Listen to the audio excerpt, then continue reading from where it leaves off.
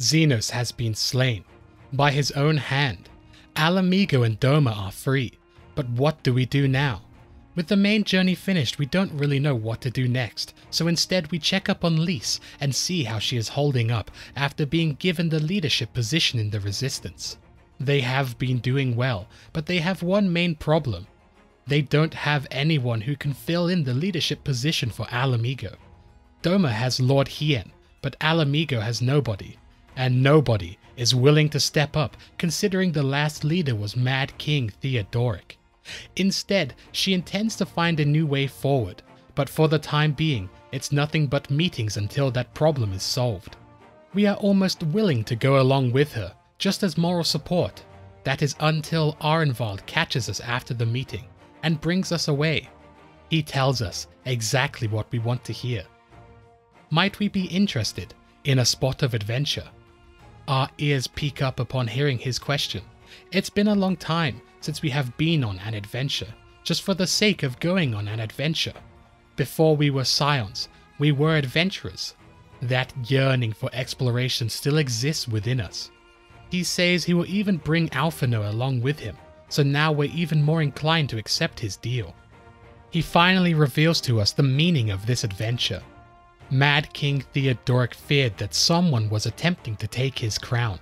In his paranoia, he had all of the people who even had a claim to the crown executed. The wealth of those people had nowhere to go, and in the end were claimed by Theodoric himself. It is said that those treasures are stored away somewhere in the palace. It is known as the Mad King's Trove. To this day, that treasure has never been found.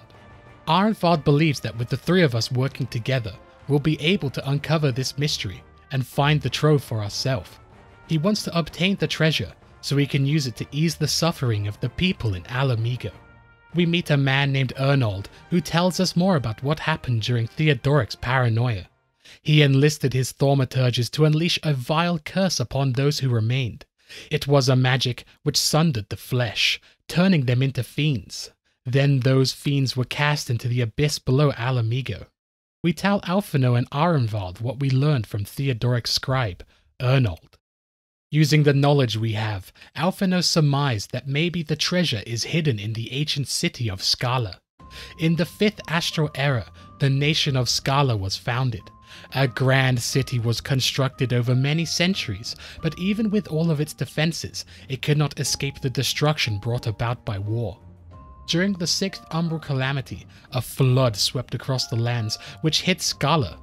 The ruins were lost from sight ever since.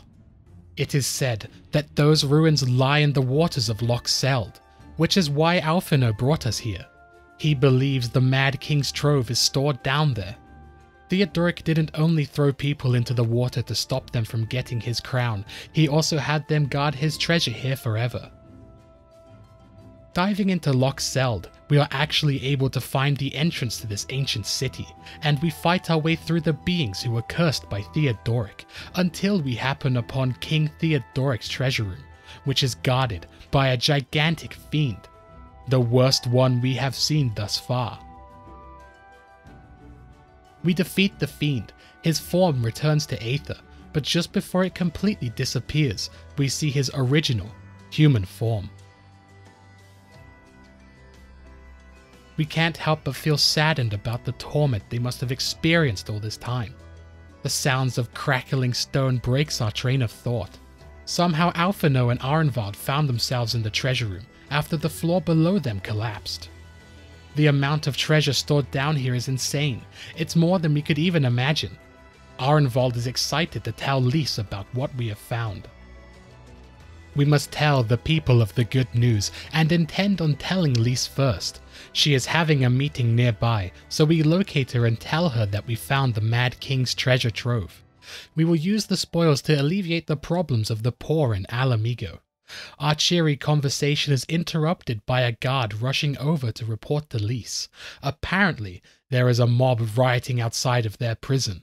It seems that word has spread that Fordola is being held within. They demand that they release her to them. Today is the day that they butcher the butcher. Her crimes are too many to be ignored.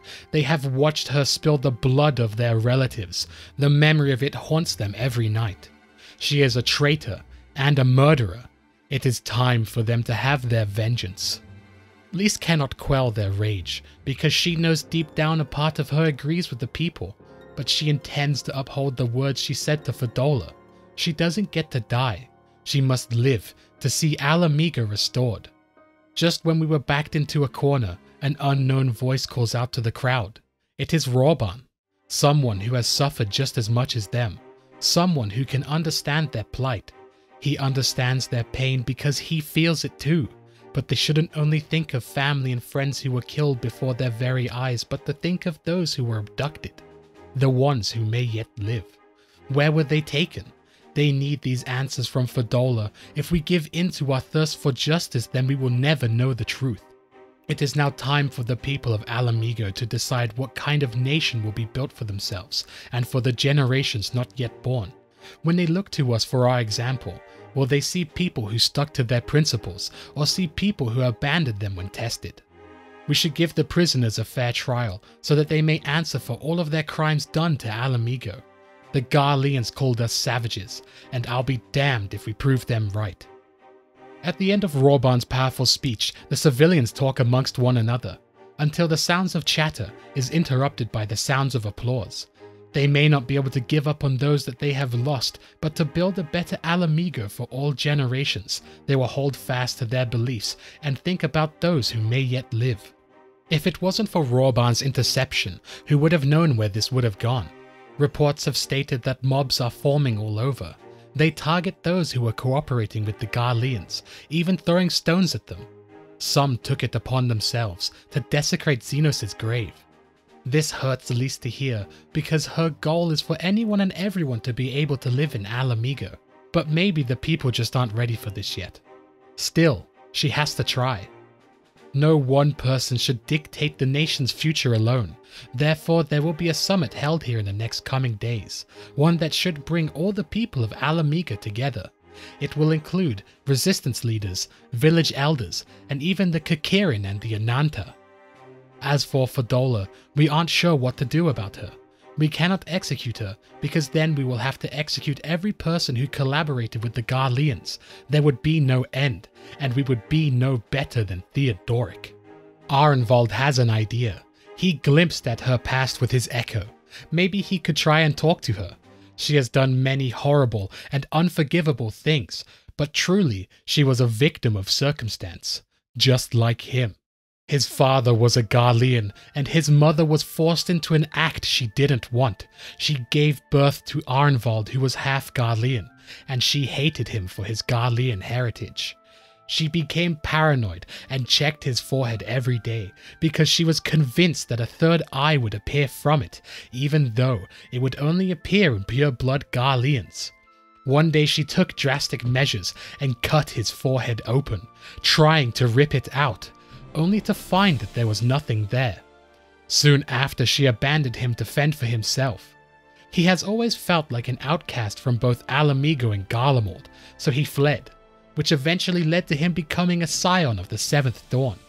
He wears war paint on his face to cover the scars left behind by his mother. He has given permission to talk to her. We also tag along. She thinks we are here to mock her, to end her life. But that is not why we are here. Fordola cannot stand this farce anymore. There is no reason she is being kept alive. She killed many men. Our men. She should be executed for it. But Arenvald interrupts her tirade. Does she not realize that we know what she is doing? She may be a fool, but she's not stupid. She climbed over the bodies of her brothers and sisters to get where she is today. She wouldn't want to waste all of that effort just to become a martyr for the people. Arenvald's words to her trigger our vision. In this vision, we see an Ala Mhigo being controlled by the Garleans. We see a young Fordola being brought to a banquet by her parents to see the viceroy of Ala Mhigo, Gaius van Baelzar. On their way to the banquet, a man brushes past them and mutters under his breath, "Filthy tin-head lovers." Her mother and father are hurt upon hearing this, but Fordola doesn't understand what he just called them and why it would cause them distress. The man returns to clarify exactly what he said. Ah look, the little tin-head lover doesn't know who she is. A traitor, A backstabbing bitch who would betray kith and kin to gnaw on the scraps left behind by the Imperials, just like your bastard father and your whore mother. Upon hearing those words, Fordola erupts with emotion. Her parents are good people. They've never done anything like that. She storms off crying and runs into a busy market. Just when she thought she got away from the harassment, an elderly woman throws a rock towards her, which luckily misses. Again, a second rock is thrown, but it misses. The other citizens notice and join in on the fun. Just before a rock is able to hit Fordola, her father gets in the way and shields her from the stones. More and more people gather to throw stones at the traitors. Her mother rushes over to an Imperial Pilus prior, asking them to break this mob. Her husband and daughter are in danger. The soldier behind the Pilus prior is ready to engage, but is stopped. He tells her that they are under no obligation to intervene in the disputes of Arn. Arn is just a word that refers to the people who inhabit the lands the Garleans have taken over. Even the soldier behind him is shocked to hear that he'll do nothing but watch this unfold. The stones continue to berate on her father's back as he winces in pain, but he will endure. He knows that Fordola is scared, but one day these people will see that this is the only way to survive. The mob are cheering, laughing at their suffering. More and more stones are being thrown until a muscular man grabs what might be the biggest stone we have seen thus far and throws it with such a force that Fordola's father flinches in pain. Then his eyes start to close as he falls towards the ground. Fordola notices that her father is no longer shielding her from the stones and sees him lying on the floor. She lets out a scream, which brings her mother back to her. The crowd cheer in response to their victory and continue to throw stones. The Imperial soldier wants to help them. He almost ignores his commands to stand still, but again the Pilus prior tells him to stand down. Let the savages have their fun. They'll be more compliant once they've tired themselves out. The soldier looks at the floor, saddened by his commander's response, but he does his duty and stands down. The vision skips forward to when Fordola is all grown up and she and her friends have just signed up to join the Garlean Empire as conscripts, which her mother is saddened to see. She doesn't need to join the army because she already has citizenship, which is the only reason to join the army in the first place. 10 years of service will grant you citizenship, and in theory will give you the same benefits as if you were born Garlean. But as we know, that isn't the case. They had citizenship before, and they didn't help them at all. Their inaction cost her her father's life. She honors him by wearing the same face tattoo he once had. So instead, she will play the part intended, join the Legion, and climb their ranks. Then, they'll have to respect her. The mob will think twice before throwing their stones. She turns to her friends, Ansfrid, Rudolf, Emmeline, telling them that it is time. It may be humiliating, but no matter what it takes, they will kill for them, die for them. They'll do whatever it takes to be free. They finalize this pact by doing a handshake whilst her mother watches in despair, knowing that she's never been the same since her father died, knowing that she is unable to stop what's to come. And with that, our vision is over. As we had our vision, Arenvald told the rest of the people nearby about her past. She means to play the part of an unrepentant martyr, whose death will unite the people once more. She had all the opportunities in the world to kill herself at any moment, but she hasn't, because it would have meant that everything she did was for nothing. Fordola bursts, telling him to shut up. Just because we have peered into her head doesn't mean that we know the life that she has lived. Those bastards killed her father, and those bastards just sat there and let it happen. Ever since that day, she swore she'd do whatever it would take to make them pay. At the end of her sentence, her resonant activates, and it shows Fordola our past.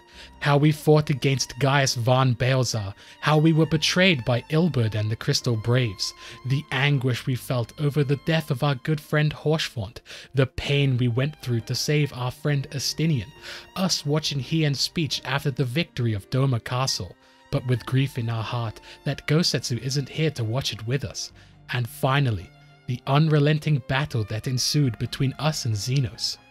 After that vision, she can barely control her breathing. She looks towards us and says, "All of that power, All of that pain. It's too much. Too much for anyone. The things they've done to you, the lies, the betrayal, the endless fighting. And yet there you stand, unbroken. How? Why? We know why. We have cemented our reason for fighting long ago. For those I have lost, for those I can yet save. After hearing that, Fordola looks to the floor. The words we have said to her have given her something to think about. Fordola still has time to think about how she wants to spend the rest of her life. After saying our piece, we leave the prison. Arenvald realized something whilst we were in that jail cell with Fordola. When we trigger our echo, it is very random, and it doesn't cause any pain or discomfort for us. But it seems like Fordola's artificial echo is triggering constantly. The people outside who have had their families killed by the skulls, even the guards who guard her cell, have had family and friends killed by the skulls. Each time she has a vision of their past, and these visions aren't as if you are just watching it unfold. You are living it. You feel the same anguish they felt, the same sorrow, the same anger. And she has been having those visions trigger constantly. Visions have the capabilities to change a person forever, so we can understand her constant requests to be executed. Whilst it is a sad situation for anyone to be in, it is almost like a good bit of penance for what she has committed over the years.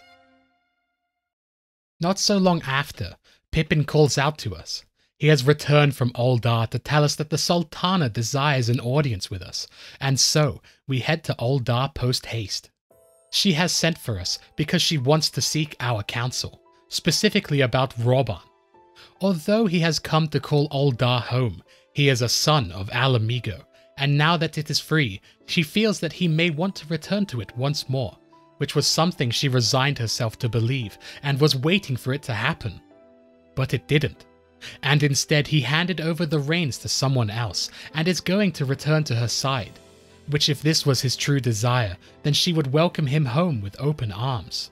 Yet she believes that he yearns to stay in Ala Mhigo, and she wants him to make a decision whether or not he'll do so, but she doesn't want him to make that decision with any regrets. How can he make such a decision if she cannot do her Sultana duties without him? Therefore, she wants to ask for our aid. It is time that she travels around her realm alone, and see it with her own eyes, hear the wind with her own ears, and she would ask that we would accompany her on this adventure. Nanamo puts on her disguise where she turns into Lady Lyra, and we head to many different places. The first place we head to is the Stone's Throw, and see the state of the refugee tents that lie outside of Ul'dah. 20 years have passed since the refugees first arrived, yet she is no closer to fixing their problems. She has tried her best, but maybe her best isn't good enough. Next we move on to the Unholy Air. It was here that her parents died. Her parents were returning home when suddenly a rock slide crushed their carriage. To this day it is unknown whether or not it was a misfortune or a monetarist assassination plot. Even if it came to light that they caused it, they couldn't do anything to the real villains, because they are beyond her reach. She made mistakes in the past, and she is no longer a child. She won't be used as a pawn in the monetarist's games. Finally, we move on to the Colosseum, the place where she first met Robon. During his battle in the Colosseum, she saw an injustice. Robon was placed against a dozen men. She used her royal privilege to see a fair fight, which meant Robon was allowed to fight one-on-one against another gladiator, which he easily won. Later, she realized that the reason the battle was so unfair was because the underground gambling ring had arranged for Robon to die that day. After winning that battle, Robon swore that one day he would offer his blade in service to her. At first she didn't believe his words, but Robon kept to them.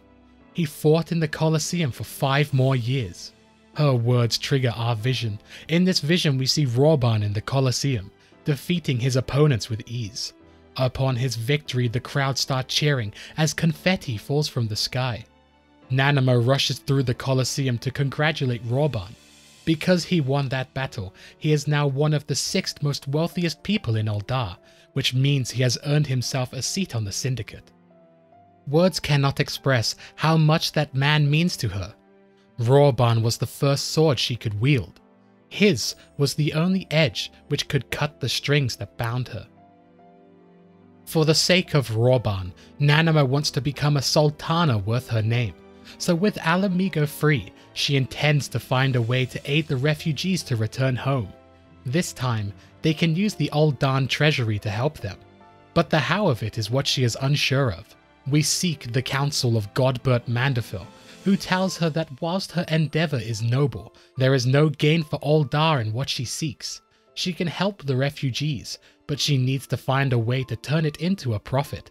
She is in need of more counsel, so we go to speak with Hancock.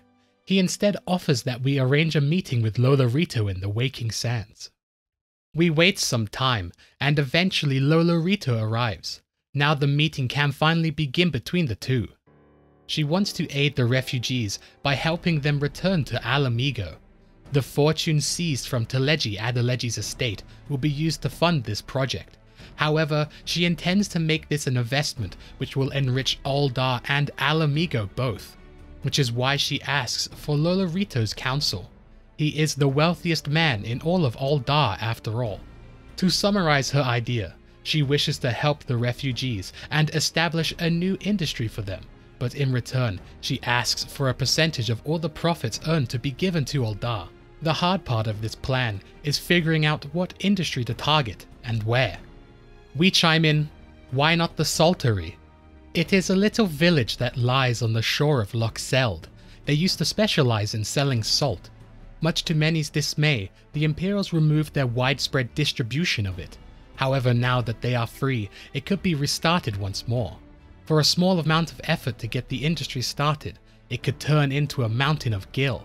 The East Aldenar Trading Company will provide assistance in negotiating a mutually beneficial agreement between the citizens, whilst teaching them how to extract the salt properly. Then they will attempt to wring as much profit as possible from its production. The bounty from the Saltery will contribute to Ala Mhigo's enrichment, whilst also providing Ul'dah with the money they so covet, just as the Sultana wanted. A deal has been struck. We are told to report the news to Lise, who then tells us to check out the Saltery for ourselves and let the people know about what is happening here. But now they are getting the funds to get started again, it's really going to bring the place back up to the standard it once was. Just one problem remains. There are creatures who need to be killed so that it is safe to work in the Saltery. We are tasked with slaying them, which we do quickly. We also learn of their weakness and tell others how to defend themselves against them. With this, the Saltery is ready to be renovated. A flame scout arrives, telling us that Rawban wants to speak to us.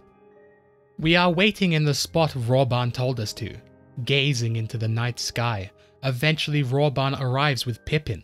They were late because they had to break up yet another mob who were screaming for the butcher's blood. But he didn't bring us here to speak about that. Instead, he wants to talk about the people that Arenvald apprehended in the peaks. At first, they assumed that they were just ordinary Imperial soldiers, but it was actually Yuhaze and Laurentus, the co-conspirators of Ilberd, which led to the subsequent betrayal of the Crystal Braves. It seems like they followed him all the way to Baelzar's wall.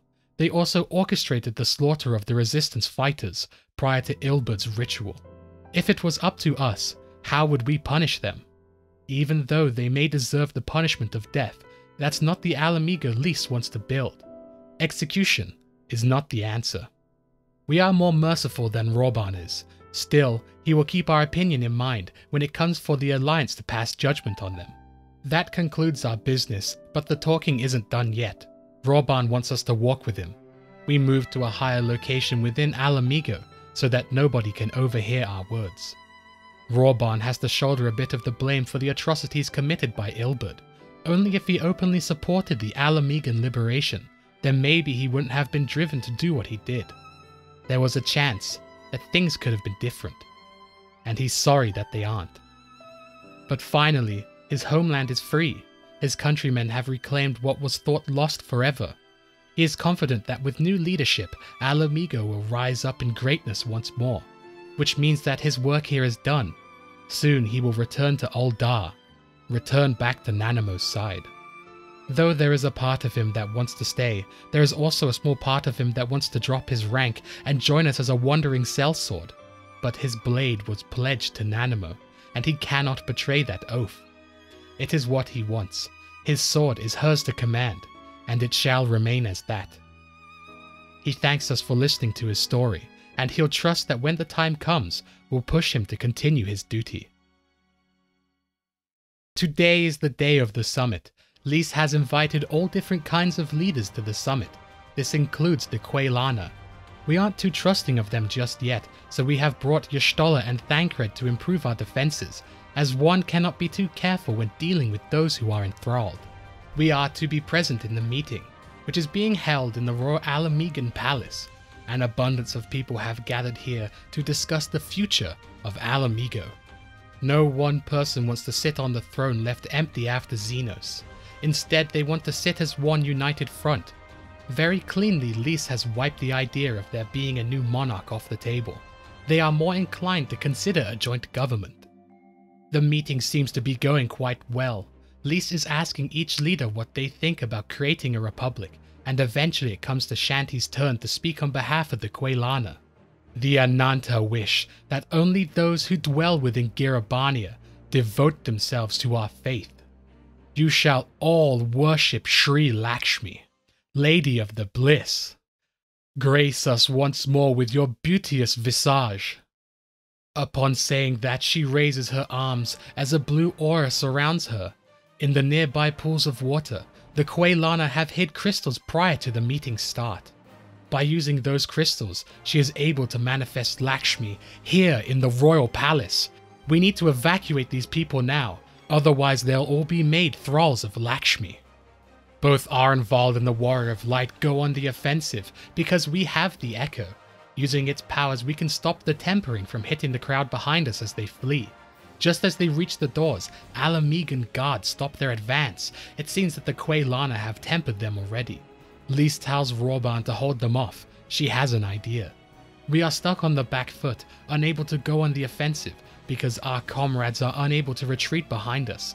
We must stop all of the Primal's tempering from hitting the crowd. Though we are doing well, it is only a matter of time until one eventually slips by. It is about to hit the crowd directly.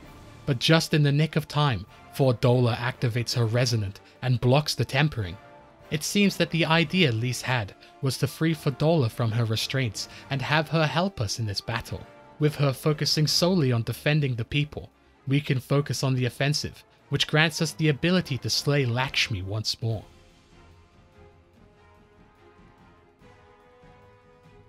After the battle, we lock eyes with Fordola, which triggers yet another vision.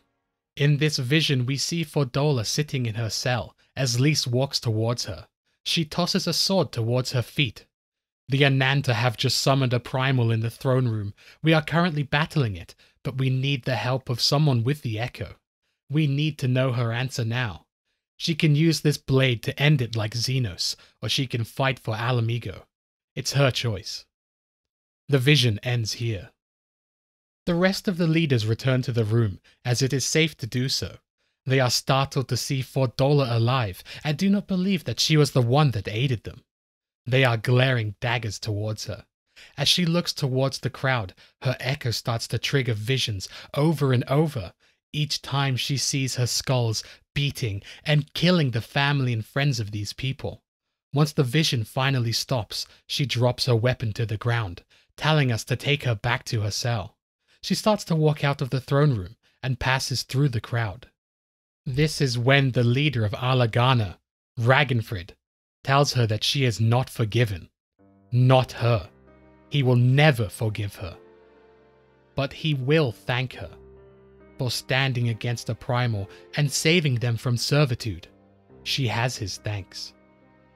Upon hearing those words, a single tear falls down Fordola's face. She doesn't say anything back to him and continues to leave the throne room with the nearby guards. The meeting can now safely continue, and for fighting so valiantly, we are granted some rest. We decide to go out into the menagerie and look towards the night sky whilst we wait for the meeting to end. Rawban joins us outside, telling us that it has adjourned. They have decided to copy the government model of Ishgard's House of Commons, a group of representatives who are elected by the people. It is a fair decision for all, and it is a decision which signals the end for Rawban's part to play in this. But just before he goes home, he'd like to gaze upon Girabania's stars one last time. We decide that we should leave him alone and allow him to contemplate his thoughts. Just as we leave, we see that Nanamo is here herself. We know what she has come here to do and leave these two alone. Nanamo approaches Rawban and announces that he is dismissed as the General of the Immortal Flames and is relieved of his seat on the Syndicate. Rawban is confused, he doesn't understand, but Nanamo carries on. She has grown up, she has shown that she can become a capable leader and does not need his aid any longer. He should stay here and work with his brethren to rebuild Ala Mhigo anew. He worries because the last time he left her alone, there was an assassination attempt on her life, which she is fully aware of. That's why she has been talking to a trusted advisor before she decided to start this course. To which he snaps back, what of him? Isn't he meant to be her most trusting advisor? Is he no longer deserving of her confidence? Nanamo's voice starts to quaver ever so slightly. What trust can there be between us when he withholds the truth from her? Did he think that she was oblivious to the anguish in his eyes when he spoke of returning to Ul'dah? For years they have trusted one another, and now he won't confess his heart's true desires to her. But he swore an oath that day on the sands. He pledged his sword to her, and his sword has served her well. But with Pippin a new sword has been forged, one that is just as sharp as he was. She will become a sultana who is capable of using every weapon at her disposal, including Lolorito and his monetarist cronies. So follow your heart. You are home. You are free. Those words pierced Rawban's heart like a dagger. This whole time he has been holding back his true desires, but now he can finally do what he wants without regrets. He lowers his head as tears fall from his face. He notices that Nanamo has walked into his line of sight. She tells him to smile, for she would like this parting to be a joyous one. Thank you, Your Grace. It has been an honor to serve you and Ul'dah. They look towards the night sky of Girabania together, one last time.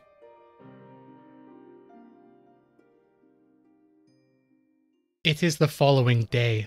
Lys thanks both Arenvald and us for shielding them against Lakshmi's tampering. If we didn't do what we did, who knows what would have happened? Pippin, Rawban, and Nanamo join our conversation. Rawban has an important announcement to make. He has been relieved of his post in the Immortal Flames in the Syndicate. Pippin will be assuming his father's duties, which means he is in need of employment. Maybe he could ask some of his old acquaintances to introduce him to a mercenary company. So does this mean he's staying? Yes, and if Lys would have him, he would be glad to aid in the rebuilding of Ala Mhigo. If, he says, welcome home, Rawban. They shake hands to solidify their pact. Now Rawban can finally begin to rebuild his homeland, for both him and Ilberd. We see Kugane once more. In this port city, we see none other than Gosetsu resting on a nearby bench. He has managed to get off of that desolate island somehow, along with Yotsuyu, or as he calls her, Suyu. Her condition is now clear to us. She has forgotten all of her memories and is acting childlike. Still, it is good to see that they have both come back safe and sound.